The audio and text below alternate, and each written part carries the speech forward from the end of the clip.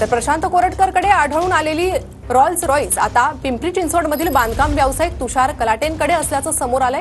तुषार कलाटेंच्या मुळशी तालुक्यातील फार्म हाऊसमध्ये ही आलिशान रोल्स रॉईस उभी आहे। कोरटकरला कोल्हापूर पोलिसांनी अटक केल्यानंतर रोल्स रॉईस बाबत देखील चौकशी करण्यात आली, मात्र त्यानं या कारबाबत माहिती देण्यास नकार दिल्याचं कळतंय। आणि या संदर्भात आपल्याशी चर्चा करण्यासाठी बांधकाम व्यावसायिक तुषार कलाटे हे आपल्यासोबत जोडले गेले आहे। तुषार कलाटेची काय अधिक स्पष्टीकरण आपलं या गाडी संदर्भात?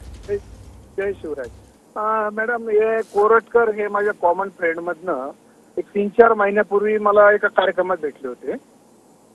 हॅलो, हा बोला बोला, तुमचा आवाज येतोय, बोला। हा हो हो, ते 3-4 महिन्यापूर्वी मला एका कार्यक्रमात भेटले होते। त्या कार्यक्रमात मी माझी कार घेऊन गेलो होतो, तर त्यांनी तिथं मला एक चक्कर, मला एक फोटो मिळेल का? मी म्हटलं काढा, मला काही चुकीचं वाटलं नाही त्यावेळेस।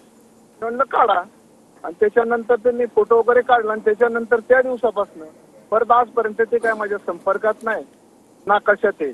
आणि शिवरायांबद्दल असं बोलणारा मी बी एक मराठी माणूस आहे। शिवरायांबद्दल असं बोलणारं मला ते पटलेलंच नाही।